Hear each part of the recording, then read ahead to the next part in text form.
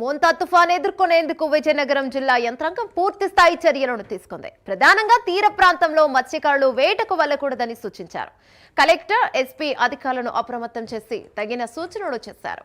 జిల్లా కేంద్రంలో ప్రత్యేకంగా కంట్రోల్ రూమ్ ఏర్పాటు చేసి ఎప్పటికప్పుడు పరిస్థితిని సమీక్షిస్తున్నారు. ఇక ఇదే అంశంపై మరింత సమాచారం మా ప్రతినిధి నాగేంద్ర ప్రసాద్ అందిస్తారు.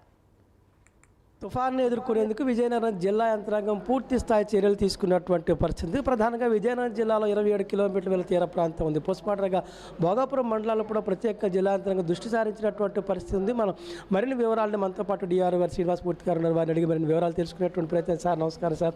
ఈ తుఫాను ఎదుర్కొనేందుకు జిల్లా యంత్రాంగం ఎటువంటి చర్యలు తీసుకుంది, వివిధ శాఖలకు సంబంధించి ఎటువంటి డైరెక్షన్ ఇవ్వడం కానీ దిశానిర్దేశం చేయడం కానీ? నమస్కారం అండి.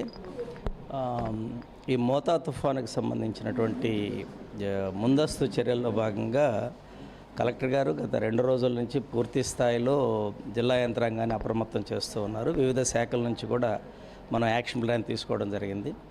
అన్ని దగ్గరలా కంట్రోల్ రూమ్స్ అంటే 3 ఆర్డీఓస్, తహసీల్దార్స్, అదేవిధంగా MPDO offices plus all HODs దగ్గర కూడా దీన్ని కంట్రోల్ రూమ్ స్టార్ట్ చేయడం జరిగింది.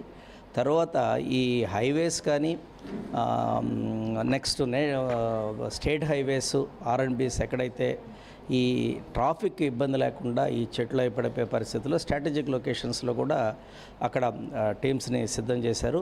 ఇక్కడ మీరు చూస్తున్నారు, దాదాపు 10 శాఖలతోటే కంట్రోల్ రూమ్ ఏర్పాటు చేసి నిరంతరాయంగా నిన్నటి నుంచి మనం సమీక్షిస్తూ జరుగుతూ ఉంది. స్పెషల్ ఆఫీసర్ గారు నిన్ననే వచ్చారు. కలెక్టర్ గారు టైమ్ అండ్ అగైన్ ప్రతి టైము ఇక్కడ వచ్చి ఇక్కడ నుంచే యంత్రాంగాన్ని సిద్ధం చేస్తూ ఉన్నారు. అటు రెవెన్యూ సిబ్బంది, ఇటు ఎంపీడీఓస్ ప్లస్ సచివాలయంలో కూడా ఈచ్ సచివాలయం నుంచి ఒక నంబర్, ఎమర్జెన్సీ నెంబర్ చెప్పడం జరిగింది. అక్కడ సచివాలయ సిబ్బందిని హెడ్ క్వార్టర్స్లో ఉంటూ పబ్లిక్కి అంటే ప్రజలకి అవేర్నెస్ క్రియేట్ చేసి సాధ్యమైనంత వరకు ఎవరు కూడా బయట రాకుండా ఉండడం. ఎందుకంటే చెట్లు పడిపోయే ప్రమాదం ఉంది, శిథిలావస్థలో ఉన్న భవనాలు, అదేవిధంగా గుడిసెలు ఏవైతే ఉన్నాయో అటాచ్డ్ హౌసెస్, వీటి ఇబ్బంది ఉంది. నెక్స్ట్ వాగులు పొంగిపొరలే అవకాశం ఉంది కాబట్టి దాదాపు ఒక 69 లోలయింగ్ ఏరియాస్ను మనం ఐడెంటిఫై చేయడం జరిగింది. అదేవిధంగా 71 పునరావాస కేంద్రాలను కూడా ఐడెంటిఫై చేసి రెడీ పెట్టుకున్నారు 27 మండలాల్లో ప్లస్ 4 మున్సిపాలిటీస్లో. ఇవన్నీ కూడా యంత్రాంగం సిద్ధంగా ఉంది. అంటే పైనుంచి మనకు విపత్తు నిర్వహణ నుంచి వచ్చేదాన్ని బట్టి ఇక్కడ కలెక్టర్ గారు అదేవిధంగా పైనుంచి వచ్చే ఇన్స్ట్రక్షన్స్ని కలెక్టర్ గారు అన్ని శాఖలకు తెలుపుతున్నారు. కంట్రోల్ రూమ్ ద్వారా మేము కూడా అందరికీ ఇన్ఫార్మ్ చేస్తున్నాం. నిన్న సార్ ప్రధానంగా తీర ప్రాంతంలో ఎటువంటి చర్యలు తీసుకున్నారు? ఇప్పుడు తీర ప్రాంతంలో ఆల్రెడీ మనకి కొంత ఎస్టాబ్లిష్డ్ సిస్టమ్ ఉంది. అంటే సైక్లోన్ షెల్టర్స్ ఉన్నాయి, తర్వాత మన పునరావాస కేంద్రాలు ఏంటనేది ఐడెంటిఫై ఉంది, పబ్లిక్ కూడా తెలుసు. సో దీన్ని వాళ్ళకి మెసేజ్ ఇవ్వడానికి ఎవరు కూడా సీలో ఎవరు లేరండి మన దగ్గర. మనకు 28 కిలోమీటర్స్ ఏరియా ఉంది, 2 మండలాలు ఉన్నాయి. ఇప్పుడు ఈరోజే మార్నింగే ఎస్పీ గారు, కలెక్టర్ గారు విజిట్ చేశారు. ఆర్డీఓ గారు పర్టికులర్గా ఆ 2 మండల్స్ మీద కూడా ఫోకస్ పెట్టి చూస్తూ ఉన్నారు.